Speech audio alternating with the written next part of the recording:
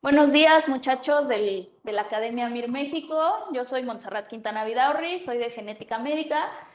Cursé la residencia en el Instituto Nacional de Rehabilitación, acabo de terminar hace un mes. Es parte de la Secretaría de Salud, actualmente INSABI, y está en la Ciudad de México. Y hoy les voy a platicar un poquito de lo que se trata la especialidad, dónde se hace, qué es lo bueno, lo malo y lo hermoso de la genética médica. Y pues esperamos que alguno de ustedes se anime, por favor, a cursar la genética médica. Es una especialidad que la verdad es, pues, bastante nueva, por decirlo así. Hay poca gente que la realiza pues tiene mucha oportunidad de crecimiento. Um, ok. Primero, ¿qué es la genética médica? Bueno, la genética médica en otros países también se conoce como genética clínica. Es una especialidad que se encarga del abordaje y manejo de enfermedades congénitas o de desarrollo posterior. Se puede desarrollar en la infancia, en la adolescencia, en la adultez, incluso los adultos mayores, etc. Nos encargamos de ver enfermedades que tienen un componente hereditario, es decir, que dependen de los genes en alguna parte en cierto porcentaje o totalmente, ¿no? Ahorita vamos a hablar un poquito más de eso. Aquí les puse una imagen del ADN en su conformación de beta, el beta DNA. Y bueno, hay aproximadamente 7,000 enfermedades genéticas descritas, que ya se ha descrito una etiología genética específica, alrededor de 300 millones de personas afectadas en el mundo. Entonces, si se fijan, son muchas personas las que padecen este tipo de enfermedades. Sin embargo, son enfermedades que se consideran raras o poco frecuentes. Esto de enfermedades raras es un poquito una deformación de un anglicismo que es rare diseases. Rare en inglés significa poco frecuente, pero pues a veces se les dice enfermedades raras, ¿no? Aunque no nos gusta mucho decirles así porque pues a veces tiene una connotación un poquito peyorativa para los pacientes. Estas enfermedades se definen como poco frecuentes cuando se presenta con una incidencia menor a 1 en 2,000 personas. O sea que en realidad tampoco es que sean ultra raras, las ultra raras son menos de 1 en 10,000. Entonces, y si nos damos cuenta, pues en conjunto son bastante frecuentes. Lo que pasa que cada una de ellas es poco frecuente y por lo tanto muchos médicos no las conocen y por lo tanto es difícil llegar a un diagnóstico en ellas. Los pacientes que llegan a genética médica o genética clínica en otros países, en promedio han rebotado por 7 especialistas médicos previos hasta que llegan con nosotros. Y todo en busca de un diagnóstico, de un tratamiento o de una mejor calidad de vida. Bueno, estas son algunas de las enfermedades que vemos los genetistas, enfermedades cromosómicas, que son las que en verdad vemos, bueno, algunas de ellas en la carrera, enfermedades, bueno, que estas tienen que ver con pérdidas o ganancias de alguno de los 46 cromosomas, de un cromosoma completo o no, translocaciones balanceadas, no balanceadas, etcétera. Enfermedades monogénicas, que son las que dependen de un solo gen, que pueden ser de herencia dominante, recesiva, ligadas al X. Y bueno, esto tiene que ver más con el modo de herencia, pero bueno, todas ellas se deben únicamente a que hay una alteración, una ganancia, una pérdida o un cambio en la estructura de un gen en específico. Hay otras enfermedades que se conocen como enfermedades de herencia compleja. Estas enfermedades son las que se deben a herencia digénica o poligénica, que quiere decir que 2 o más genes tienen que estar afectados para que se presente la enfermedad, y esto también modifica el grado en el que se presenta la enfermedad. Otras enfermedades multifactoriales, que son la mayoría de las enfermedades que vemos en medicina, la diabetes, las enfermedades cardíacas, etcétera, todas estas son enfermedades multifactoriales. Esto quiere decir que tienen un componente genético, pero además tienen un componente ambiental. Y en mayor o menor medida, uno de estos factores produce que estas enfermedades se manifiesten. Y bueno, hay otro grupo de enfermedades que se conocen poco y las estudiamos poco, la verdad, en la carrera de medicina general, que son las enfermedades por cambios epigenéticos. Esta es una rama de la genética bastante nueva que tiene que ver con cambios en la expresión del DNA, pero que no cambian como tal la secuencia del DNA en sí. Tiene que ver con el código de histonas, que a lo mejor alguno de ustedes ha escuchado de ello, o la impronta génica, o la herencia de los diferentes padres. Algunas de estas enfermedades también están asociadas a fertilización in vitro, por ejemplo. En fin, tienen muchas causas y apenas se está dilucidando como sus ciertos mecanismos, pero tienen que ver con ciertas marcas que hay en el ADN o en las proteínas en las que está envuelto el ADN, llamadas histonas, que cambian la conformación de la cromatina y que permiten su expresión o su mayor o menor, y por lo tanto, al modificarse estos factores, pueden llegar a producir enfermedad. Otro tipo de herencia que vemos también los genetistas es la herencia mitocondrial, que seguramente más de uno de ustedes habrá escuchado de ella. Solamente hay 37 genes en cada una de las mitocondrias, pero tenemos muchísimas mitocondrias. Las mitocondrias antes se pensaba, por ejemplo, que se heredaban de la madre, y ahora ya se sabe que unas poquitas pueden venir también del padre. Entonces, bueno, esta es una herencia súper compleja porque dentro de estas muchísimas mitocondrias, además, hay muchísimas cadenas de DNA circular y cada una de ellas aporta un cierto porcentaje a este tipo de herencia. Entonces, cuando tenemos un cambio importante en un gran porcentaje de estos DNAs, podemos tener una patología. Así también, algunas otras enfermedades monogénicas pueden afectar el funcionamiento de las mitocondrias y producir un mecanismo de depresión mitocondrial. Cada una de estas enfermedades que les dije ahorita tienen mecanismos de herencia muy específicos y por lo tanto confieren un riesgo específico para pasarse a las siguientes generaciones.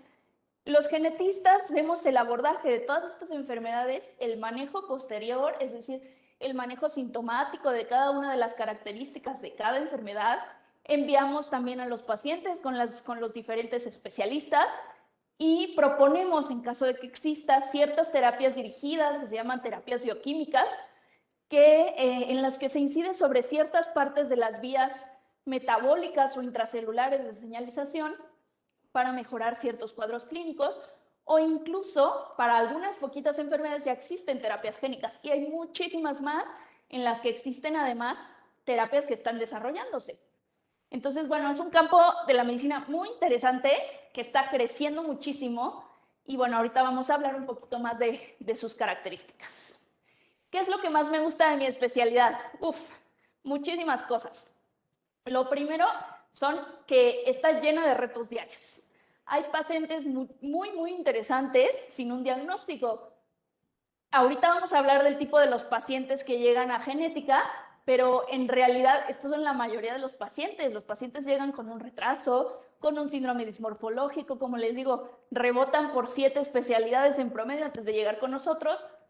Y muchas veces los papás, si en el caso de los niños, ya están desesperados porque no saben qué les pasa a sus hijos o quieren tener más hijos y no saben cuáles son los riesgos, o incluso ya llegan adultos que tienen alguna alteración en el movimiento o empiezan a tener alteraciones cognitivas o así, y ya tienen hijos, y entonces imagínense el estrés y la preocupación de estos pacientes de haber heredado esta patología a sus hijos incluso antes de que supieran que la tenían. Entonces, bueno, son pacientes muy interesantes y el asesoramiento genético es difícil muchas veces. Imagínense ustedes lo difícil que es explicar todas las situaciones bioquímicas de cada padecimiento. Ahora, imagínense ustedes tenérselo que explicar a la mamá de un niño que no sabe leer, que no sabe escribir, que no entiende lo que es la genética, los genes. Tenemos que ser muy creativos y encontrar formas diferentes de explicarles a los pacientes. Por ejemplo, también es súper difícil explicarle a los pacientes cuando no pueden escuchar o no pueden ver, tienen diferentes grados de discapacidad, porque lo crean o no, muchas veces nos llegan pacientes con una discapacidad intelectual y los papás llegan y alguno de ellos también tiene cierto grado de discapacidad. Lo que pasa es que nunca les habían hecho un diagnóstico porque a lo mejor era menos evidente, a lo mejor vivían en un pueblito donde no los abordaron, no les hicieron mucho caso, simplemente no los llevaron a la escuela. Entonces, bueno, y además pues se combina esto con el déficit que hay social, ¿no? En muchos lugares de nuestro país. Entonces, pues bueno, una de nuestras funciones principales es mejorar la calidad de vida de los pacientes y la verdad es que una de las mejores partes de la genética es cuando llega un paciente y tú le puedes no solo dar un diagnóstico, ayudándole a descubrir pues un problema que había tenido toda su vida, sino que puedes mejorar su calidad de vida ofreciéndole diferentes terapias o, o incluso pues darle una tranquilidad de cuál es el riesgo de que esto pase a sus hijos, de que lo tengan sus hermanos, etcétera, ¿no? Algo importante de esta especialidad es que se necesita mucha atención al detalle. La gente se ríe un poco de que nosotros los genetistas pues les describimos hasta la puntita del pelo a cada uno de los pacientes, pero la verdad es que es muy interesante descubrir todo lo que tiene un paciente. Y para las personas como yo, por ejemplo, que durante el internado o el servicio social siempre decían, es que no tienes que describir tanto al paciente, te tardas mucho con cada paciente o tus notas son larguísimas o por qué, digo, es algo sencillo como diabetes o así, no le eches tanto rollo. Bueno, esta es la especialidad buena para ustedes. El aprendizaje nunca termina. Nosotros vemos todo del paciente, desde su clínica hasta su situación familiar. Estudiamos la patología, la bioquímica, la parte celular, la parte intracelular, la parte intercelular, todo. Entonces, nuestras clases, de verdad que año con año, aunque tengas la misma clase, cada año le puedes aumentar muchísimas cosas más. Todo lo en genética es nuevo cada año. Entonces, de verdad, nosotros en medicina te dicen que algo que tiene más de 10 años ya está un poco pasado de su tiempo. En genética estos son de 3 a 5 años. O sea, algo que tiene más de 3 a 5 años de escrito ya no está vigente. Entonces es muy interesante ver todo lo nuevo que está saliendo y todo lo nuevo que se está desarrollando. Y esto le da mucha esperanza también a los pacientes de que algo se pueda desarrollar para ayudarles en cada una de sus enfermedades. A diferencia de otras especialidades, en la genética tenemos un trabajo muy cercano con los adscritos, porque en realidad tú entras a la especialidad y no sabes muchísimas cosas. ¿Por qué? Porque lo que llegas a ver en la carrera es mínimo comparado con lo que se ve en la especialidad, a diferencia de otras especialidades en las que se espera que sí ya sepas muchas cosas. Entonces los adscritos en nuestra especialidad te guían mucho, te acompañan. En mi sede bajaban todos los días con nosotros a la consulta, nunca nos dejaban solos y la verdad es que te orientan mucho hacia cómo desarrollarte como profesionista y como genetista, porque muchas veces en la carrera pues nosotros nos volvemos los médicos que más o menos vamos descubriendo nosotros que queremos ser, pero aquí sí te orientan mucho más y eso es algo muy bonito, nunca te dejan solo. También hay mucho involucro de otras especialidades. Nosotros, la forma en que recibimos a los pacientes, pues no es en urgencias, muchas veces es o en hospitalización por interconsultas o en la consulta externa. Entonces, en realidad, nosotros leemos mucho las notas de otras especialidades, de otros residentes, y les presentamos a su vez a los pacientes y las características únicas que tienen cada uno de ellos. Entonces nos involucramos mucho con ellas y en realidad nunca dejamos de practicar medicina general, porque aunque yo vea muchos pacientes pediátricos, por ejemplo, cada vez que hago una historia clínica donde viene alguien contándome que, no sé, es un adulto que tiene una litiasis vesicular, por ejemplo, pues yo tengo que saber cuál es el origen de esa litiasis vesicular y cómo se puede correlacionar con el padecimiento que yo tengo, mi sospecha clínica, ¿no? Por ejemplo. Nuestro trabajo es tanto en consultorio como en laboratorio. Es una especialidad mixta en ese sentido, pero es principalmente clínica. Entonces, si a ustedes les gusta ver a los pacientes globalmente como un todo, esta es una especialidad muy buena para ello. El trabajo en laboratorio es más pequeño, aproximadamente 1 o 2 meses al año, dura 3 años la especialidad, y pues se puede hacer algo de investigación. Pero ojo, no entren a esta especialidad pensando que es una especialidad para investigación únicamente, porque tenemos algunas renuncias de algunos compañeros por eso, porque creen que van a llegar y van a estar en el laboratorio y estar haciendo investigación cuando no es así. La mayor parte de la especialidad es en consulta y es una especialidad básicamente clínica. Otra de las partes bonitas de la genética es la academia. En todas las sedes tenemos clases todos los días, hasta 2 veces al día en algunas de ellas. ¿Por qué? Por ejemplo, yo estaba en el Instituto Nacional de Rehabilitación, ahí teníamos clases todos los días en la mañana, de 7:45 a 9:30 más o menos. O sea, la clase era larga, duraba 1 hora 45 y era absolutamente todos los días. Los viernes, por ejemplo, teníamos nuestro día académico y además se presentaban artículos, casos clínicos, etcétera. Pero todos los días teníamos clase. Además, hay cursos externos. En la Ciudad de México, por ejemplo, la mayoría de los residentes tomamos un curso por la tarde que depende del momento del año. Puede ser citogenética, biología molecular, un curso de enfermedades metabólicas, de trastornos de diferenciación sexual algunos años, un curso de genética de poblaciones en el R3, por ejemplo. Y estos cursos los tomamos con casi todos los otros residentes de la Ciudad de México. Y a veces, como este año que fue virtual, el curso de genética de poblaciones, pues también se unieron residentes de otras sedes, ¿no?, del país. Entonces es súper interesante que todos los residentes nos conocemos básicamente, somos poquitos, en mi generación entramos 29, este año me parece que entraron 38, va aumentando un poquito el número de plazas. Entonces, pues es muy bonito, la verdad, conocer las fortalezas de cada uno de tus compañeros de residencia y de cada una de las sedes, ¿no? Vamos más allá, es algo que les quiero incidir mucho porque hacemos un abordaje clínico y bioquímico, no nos quedamos nada más con llegar al diagnóstico. Y eso es una percepción errónea que hay a veces de otras especialidades sobre la genética médica. Nosotros no somos nada más llegar al diagnóstico, porque a veces dicen, ay, es que, bueno, tengo un paciente con trisomía 21, ya sé que tiene trisomía 21, ¿para qué se lo mando al especialista? No, nosotros vamos más allá y vemos cada una de las características y somos expertos en las patologías para saber con quién deben ir, en qué momento, qué es lo que hay que vigilar en cada momento de la vida, cuáles son las mejores terapias en cada uno de los momentos y qué va saliendo nuevo para cada una de las patologías. Entonces, por favor, no nos dejen de lado los demás especialistas y si tienen una sospecha de una patología hereditaria, mándenlo al genetista.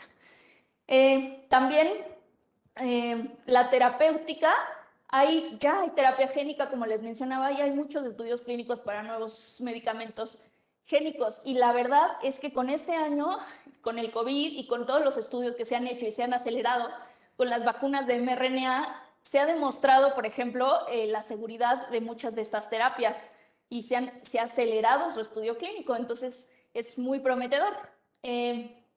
También es una especialidad en la que vamos a muchos cursos y congresos, tenemos muchas oportunidades de presentación y la verdad es que lo que les mencionaba antes de las clases diarias nos ayuda mucho a tener un manejo, una mayor seguridad al momento de presentar y de preparar ciertas clases.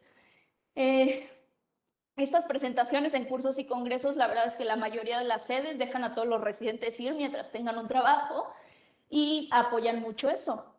Y bueno, hacemos cierta investigación básica y clínica.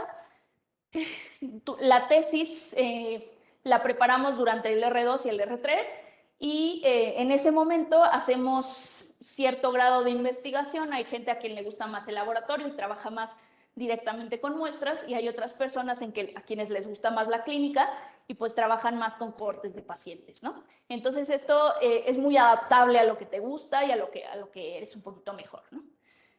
Otra parte muy positiva de la genética son las rotaciones. Los hospitales donde hay genética son hospitales de tercer nivel. Entonces, hay algunas patologías o hay algunos tipos de pacientes que no llegan a cada uno de los hospitales. Por lo tanto, tenemos oportunidad de ir a rotar a otros lugares. La rotación principal que tenemos cada año de laboratorio por el laboratorio de citogenética y biología molecular la podemos hacer en nuestro hospital o a veces por fuera. Y esta dura 1 o 2 meses. También rotamos por algunas otras sedes de genética donde ven otro tipo de enfermedades específicas. Por ejemplo, en mi hospital no había tantos pacientes con enfermedades metabólicas, entonces vamos al hospital de Pemex Sur a realizar una rotación de 1 mes. También hay ciertos pacientes, sobre todo niños, que los envían más bien a los hospitales infantiles, como por ejemplo el Hospital Infantil de México o el INP, donde llegan los pacientes, por ejemplo, con síndrome de Down, algunas otras trisomías, algunas cardiopatías congénitas, etcétera. Entonces rotamos también ahí para ver a los pacientes que no vemos en nuestro hospital. Igual los trastornos de diferenciación sexual o genodermatosis, en donde son expertos, es en el Hospital General de México, también tienen rotaciones ahí. Y es súper interesante que el programa de genética es muy abierto y la verdad es que los adscritos en cada uno de los lugares son tan accesibles que puedes tú pedir una rotación incluso si no está en tu programa. Entonces, si algo te interesa en específico, puedes solicitarlo. También tenemos algunas rotaciones, una rotación en el INCAN y en el Instituto Nacional de Nutrición para ver patologías asociadas con cáncer, que es lo que más mayormente ven ahí. En el Instituto Nacional de Cardio, los residentes de nutrición rotan ahí todos los primeros miércoles de cada mes durante toda su residencia. En el Instituto Nacional de Neurología vamos a hacer una rotación de neurogenética. También hay una rotación de oftalmogenética, tanto en el APEC como en el Hospital Conde de Valenciana, donde pues vemos estas patologías específicas. Esto es súper interesante porque la verdad es que en ningún otro de los hospitales donde se lleva a cabo la residencia se ven estas patologías específicas.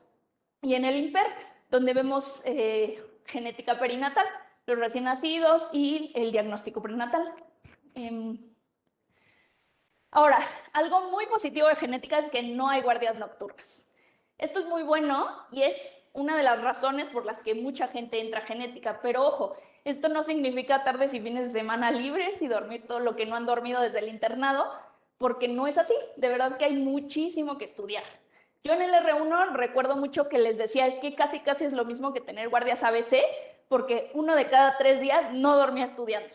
Hay mucho trabajo y somos muy poquitos residentes en cada una de las sedes. Entonces, es triste, pero pasa que si uno de tus compañeros renuncia, te quedas solo o te quedas nada más con un compañero y aumenta mucho el trabajo. Entonces, hay mucho que estudiar y como les decía, hay muchas cosas que no ves durante la carrera, entonces hay que ponerse al día y hay mucho que estudiar y no es como para ir a hacer vacaciones. Dicho esto, sí conozco algunas compañeras residentes que incluso han podido realizar la residencia teniendo hijos, entonces, pues bueno, todo se trata de tener buena organización y bueno, sacarlo adelante, ¿no? En algunas sedes hay que mencionar que hay guardias durante el fin de semana, guardias diurnas, por ejemplo, en el Infantil de México, pero bueno, no son guardias así ultra pesadas, ni nada de que no voy a dormir, ni que me voy a quedar durmiendo en el piso del hospital, entonces eso es positivo. ¿Qué es lo que no me gusta de mi especialidad? Bueno, como les comentaba, es una especialidad que se considera nueva o no indispensable. Hay pocas plazas en hospitales públicos para la residencia y trabajo posterior, entonces hay mucho trabajo y pocos residentes, y entonces, como les mencionaba antes, las renuncias afectan mucho. El ambiente es muy competitivo porque hay 1 o 2 compañeros en tu año, entonces a veces es un poquito difícil, si no logras hacer mucha química con tus compañeros, puede ser difícil, pero pues bueno, esto también depende mucho de su personalidad y de qué tan adaptables sean. A veces somos desconocidos incluso en nuestra propia sede y nadie sabe lo que hacemos. Como les decía, a veces no saben ni para qué mandarnos un paciente. Por ejemplo, muchas veces tienen pacientes, no sé, que dicen, ay, tiene parálisis cerebral. Pues no, a veces no hay que dejarlos a los pacientes con este tipo de diagnósticos. A veces sí se puede llegar a un diagnóstico etiológico y pues lo pueden mandar con el genetista para abordarlo. Nosotros bromeamos muchas veces que nos mandan a veces a los pacientes con los que ya no saben qué hacer. Pero pues no se trata de eso, ¿no? Si nos los mandan antes, podemos llegar a un diagnóstico antes y no llegar a este momento tan desesperado. También hay pocos recursos económicos por parte del gobierno mexicano que se asignan a genética, entonces muchas veces los laboratorios dependen de los proyectos que están asociados al sistema, bueno, de los investigadores que estén asociados al Sistema Nacional de Investigadores, que tengan proyectos específicos documentados o de otros proyectos que salgan por privado o así, entonces, y los estudios diagnósticos son bastante caros.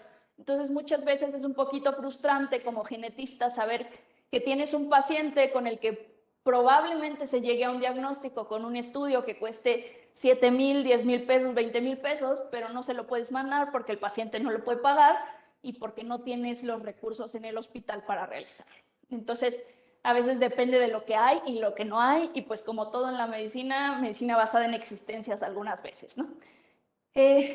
Otra cosa no muy bonita es que es difícil conseguir trabajo clínico tras la graduación en instituciones públicas, porque como les decía, hay pocas plazas, y además los adscritos muchas veces no se retiran a los 60, 70 años, sino que siguen ahí y se eternizan. Entonces no se han abierto nuevas plazas, especialmente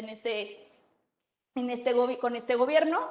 Y bueno, otros de los lugares donde hay trabajo, por ejemplo, son en los CRITs, en las fundaciones Teletón, pero bueno, hay a lo mejor una plaza por cada hospital, entonces pues es un poquito difícil conseguir trabajo, y se necesita entrenamiento posterior como maestría o doctorado para que te den trabajos en laboratorios como parte de un equipo de estudios clínicos o así.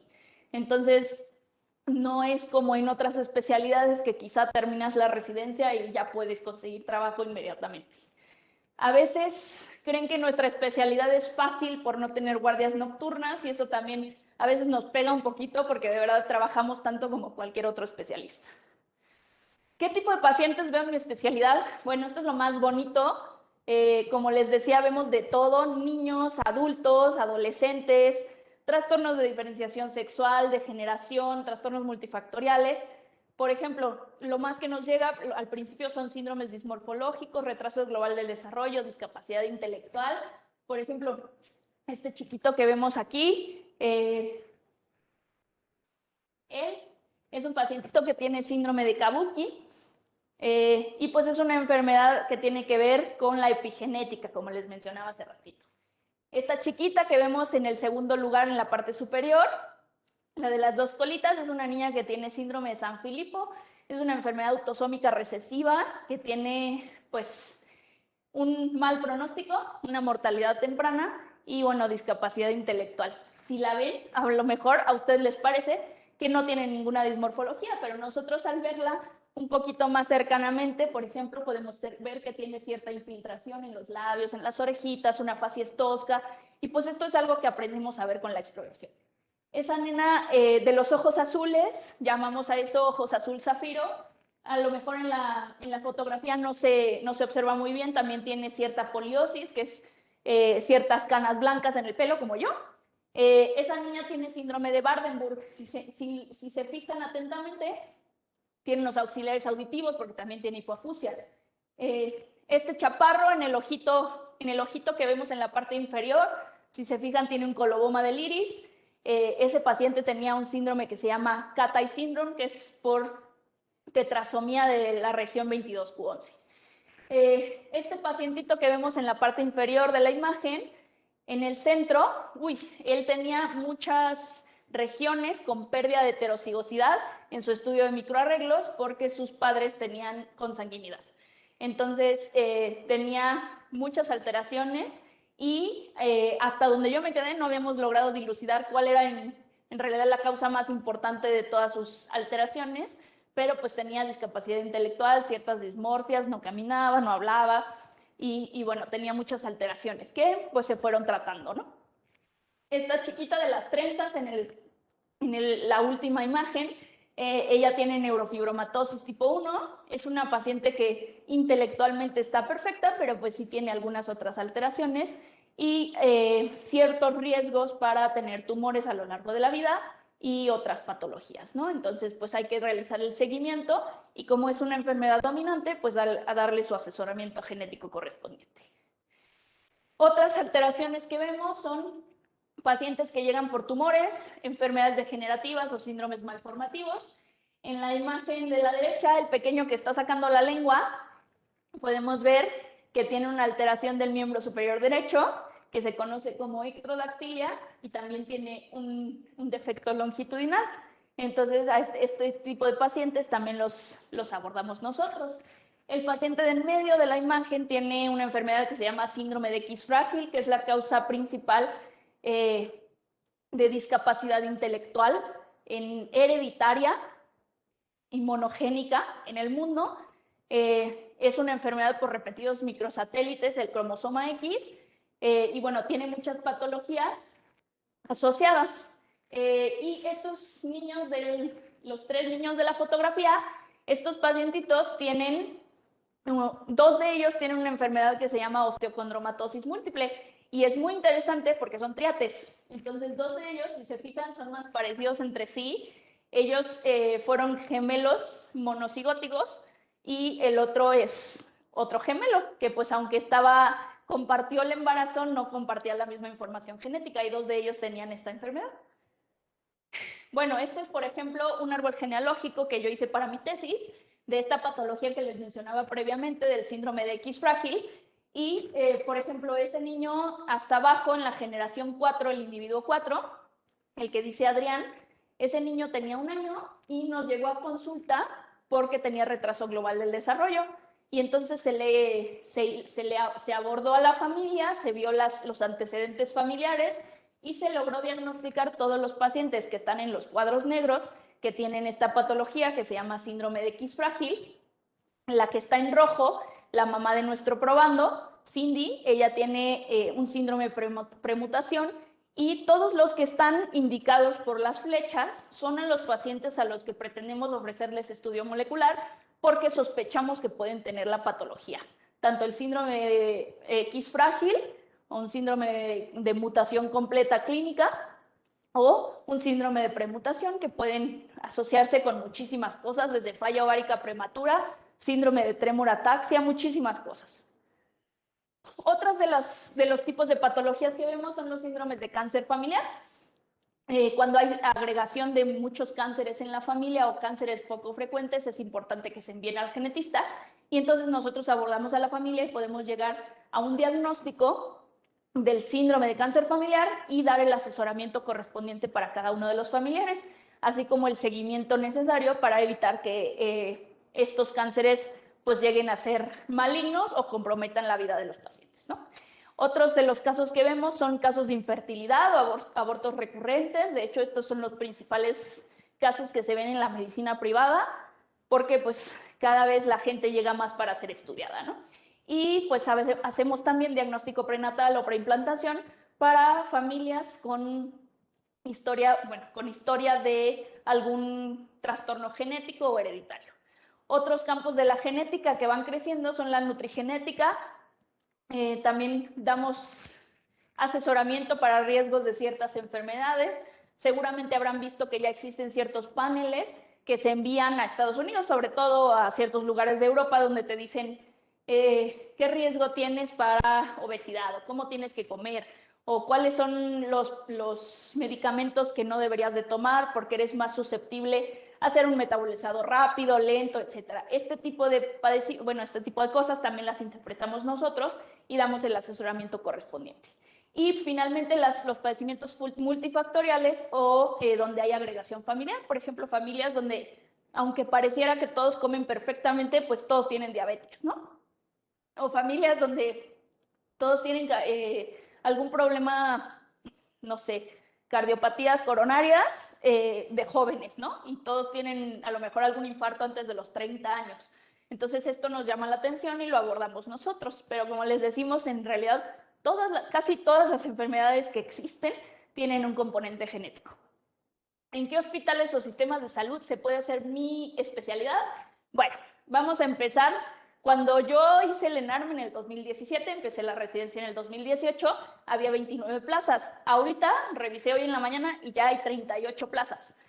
Hay una sede en el ISSSTE, que es el 20 de noviembre. Luego hay 3 sedes del IMSS, que son el Centro Médico Nacional La Raza, que tiene 2 plazas, y Siglo XXI, que tenía 2 plazas, pero me parece que ya tiene ahorita 3.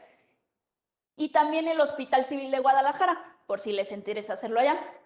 Las que están en la Ciudad de México, la mayoría están ligadas a la UNAM. El Hospital Civil de Guadalajara está en una universidad de Guadalajara. Y bueno, el de la Secretaría de Salud, hay varios hospitales. Está el Hospital Infantil de México y el Instituto Nacional de Pediatría, que son los infantiles. Estos pues tienen la ventaja de que ven muchos padecimientos de los más comunes en la niñez, pero no ven adultos. En el Hospital General de México es otro de la Secretaría de Salud, donde se ve un poquito de todo. El Hospital de Nutrición, se ve mucho cáncer, por ejemplo, pero no ven niños porque es un hospital exclusivo de adultos. Yo estaba en el Instituto Nacional de Rehabilitación, donde vemos tanto niños como adultos y vemos muchas enfermedades musculoesqueléticas, neurodegenerativas, y pues vemos un poquito de todo, aunque no vemos algunas de las enfermedades clásicas como trisomía 21 o así, ¿no?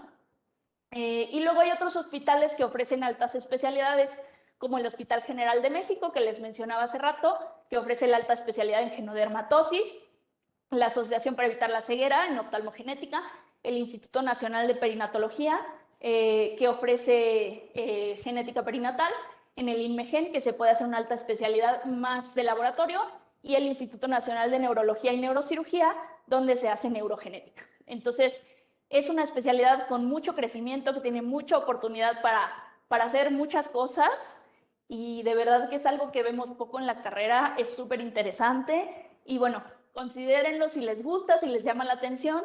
Les dejo mi correo electrónico por si acaso tienen alguna duda en específico, y bueno, espero que disfruten mucho su curso en AMIR, y bueno, cualquier cosa aquí estamos.